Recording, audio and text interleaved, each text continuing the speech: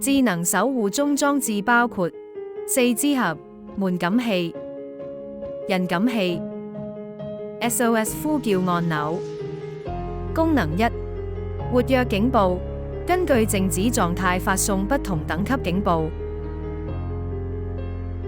如遇到緊急情況下按 SOS 求助信號，自動發送至服務中心或手機，確保即時反應。功能2：隱蔽獨居長者偵測，如門關閉狀態超過指定時間2天、3天或7天，會有3個不同級別提示，發送至服務中心或手機。